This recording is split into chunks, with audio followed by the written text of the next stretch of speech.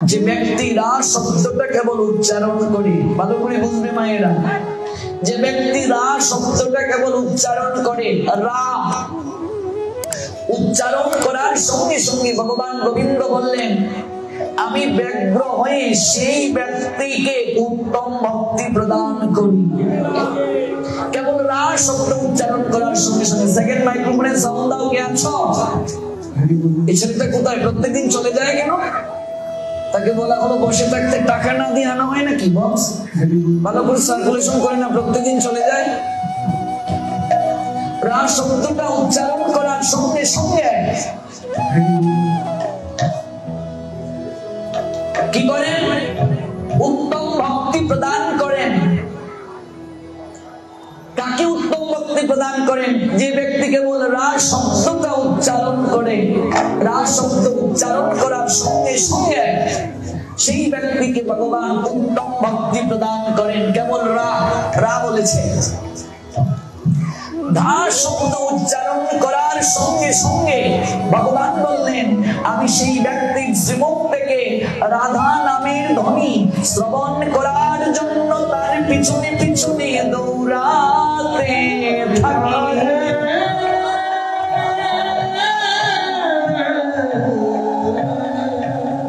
রা শব্দ উচ্চারণ করার সঙ্গে সঙ্গে ভগবান সেই ব্যক্তিকে উত্তম ভক্তি প্রদান করেন। আর ধা শব্দ রাধা উচ্চারণ করার সঙ্গে সঙ্গে ভগবান তার মুখ থেকে রাধা নামের ধ্বনি শ্রবণ করার জন্য তার নৈকট্যে আবির্ভূত হন। কেউ যদি ষোড়শ উপাচারেও যাবত জীবন আমার আরাধনা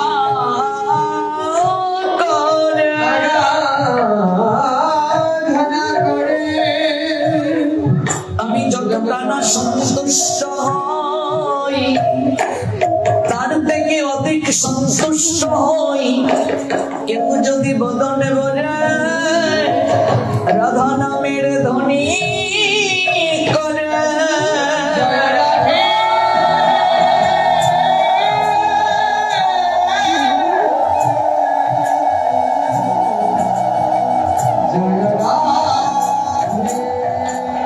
ষোড়শ উপাচারে কেউ যদি আমাকে যাবজ্জীবন আরাধনা করি আমি যতটা না সন্তুষ্ট হই তার থেকে অধিক সন্তুষ্ট হই আমি।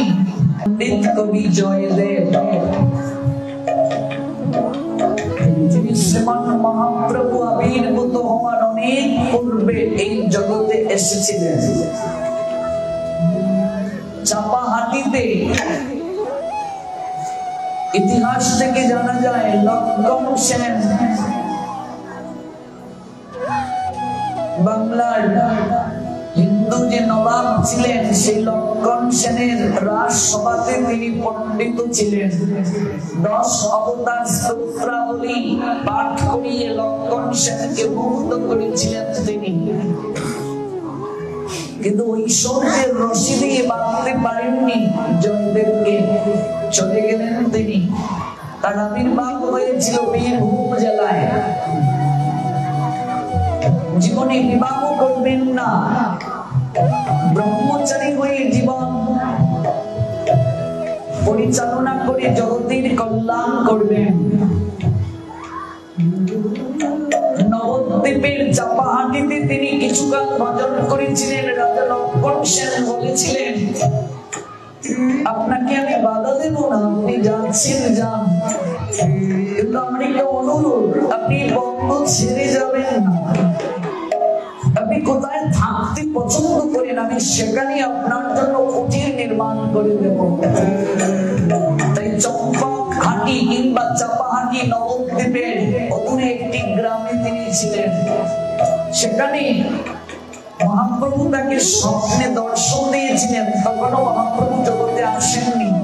বলছেন ওরে আমি অচিরেই আসবো, তুই নীলাচলে ফিরে যা, গীত গোবিন্দ রচনা করবি।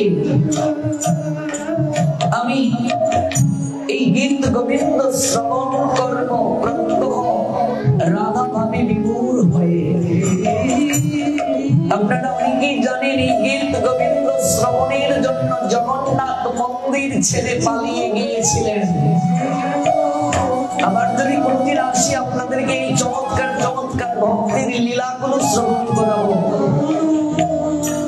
এই তারিখে কেবল পরিবেশটা প্রাসঙ্গিক, ভাগবতের যে অনিন্দময় লীলা, সেই লীলা শ্রবণের জন্য আমাদের কেমন তত্ত্বটা জানা দরকার, এগুলোই কেবল আস্বাদন করে যাচ্ছি।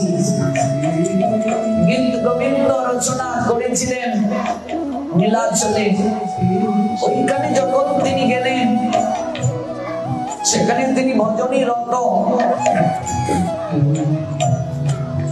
এক ব্রাহ্মণ প্রত্যহ গিয়ে জগন্নাথের কাছে চরণে প্রণাম দিয়ে প্রার্থনা করে, আমায় একটি সন্তান দাও জগতের নাথ প্রভু।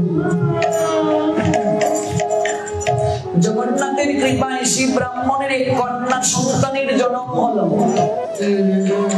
সন্তানটিকে জগন্নাথের চরণে তিনি অর্পণ করলেন। সেই জগন্নাথ স্বপ্নে দর্শন দিয়ে বললেন, আমার এক ভক্ত যার নাম জয়দেব, ও সংসারী হতে চায় না, আর আমি চাচ্ছি ও সংসারী হোক। জগৎকে শিক্ষা দেবে সংসারী থেকে কেমন করে ভজন করা যায়। এই কন্যাকে আমি নাম দিলাম পদ্মাবতী। তুমি গিয়ে ওই জয়দেবের হস্তে তাকে সমর্পণ করে দাও। ব্রাহ্মণ তার কন্যাকে নিয়ে জয়দেবের নৈকট্যে যখন গেলেন, জয়দেব বলছেন, না, আমি তো প্রতিজ্ঞায় আবদ্ধ, বিবাহ করবো না, জগতের কল্যাণ করবো, ব্রহ্মচারী থাকবো। কিন্তু প্রভুজি স্বপ্নে আমাকে বললেন এই কন্যাকে তোমায় দিতে। তাই প্রভুর আদেশকে পালনের জন্য আমি কন্যাটিকে নিয়ে এসেছি। জয়দেবের হস্তে সমর্পণ করে পিতা যখন চলে যাচ্ছেন, জয়দেব বলেন, আপনি আপনার কন্যাকে নিয়ে যান, আমি সংসারী হব না। পদ্মাবতী বলছেন, স্বয়ং জগতের নাথ আমায় দান করে দিয়েছেন আপনার চরণে। আমি আপনার ভজনের সঙ্গিনী হতে চাই, আপনি আমায় ফিরিয়ে দেবেন না। পৃথিবীতে আশ্চর্য দম্পতি, বিবাহের পরও তারা কোনোদিন সহবাস করেননি, ব্রহ্মচর্য পালন করেছিলেন। ভাবা যায় কত বড় সাধক, কত বড় স্বামিকা। সেই জয়দেব পদ্মাবতীকে ঘরণী রূপে গ্রহণ করলেন, ভজন সঙ্গিনী রূপে।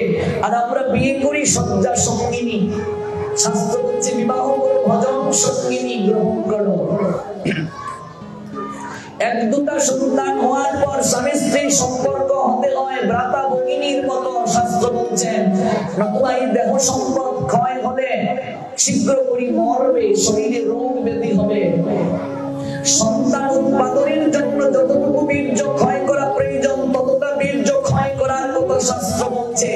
এর বাহিরে যদি কেউ সেই কার্য করে, এটি পাপ বলে গণ্য। শাস্ত্র গ্রন্থ পড়বে, কেন কলিহত মানুষের এত দুর্দশা, কেন কলিহত মনুষ্য জীবের আয়ু এত কমছে। পদ্মাবতী হলেন তার ভজন সঙ্গিনী। কেমন ভজন সঙ্গিনী? পতিব্রতা নারী। পতিকেই কেবল ধ্যান জ্ঞান ছিল তার। তাদের আরাধ্য বিগ্রহ রাধা মাধব। আমরা দামোদর মাসে কীর্তন করি, জয় দেবের প্রাণ ধন হে, জয় দেবের প্রাণ ধন হে,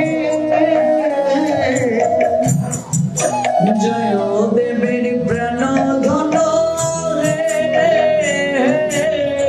জয় দেবের প্রাণ ধন হে, জয় রাধা মাধব রাধা মাধব রাধে, জয় রাধা মাধব রাধা মাধব রাধে। বছর সঙ্গে অ্যাডজাস্ট করে দাও।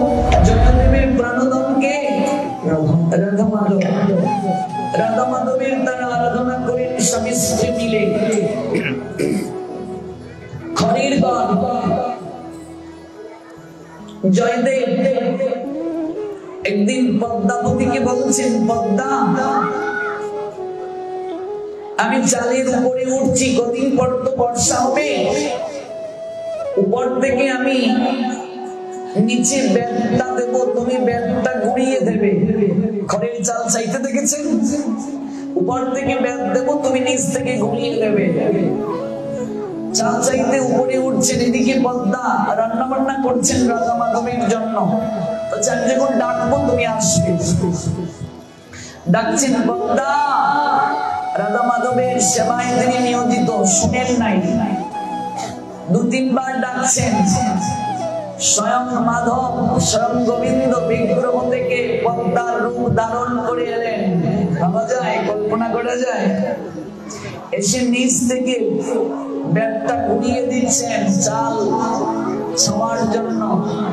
অসতর্কতার বশবর্তী জয়দেব উপর থেকে ব্যাটটা এমন ভাবে দিলেন, অঙ্গুলিতে একটু লেগে গেল, কর্তন হয়ে গেছে অঙ্গুলি, টপ টপ করে রক্ত ঝরছে।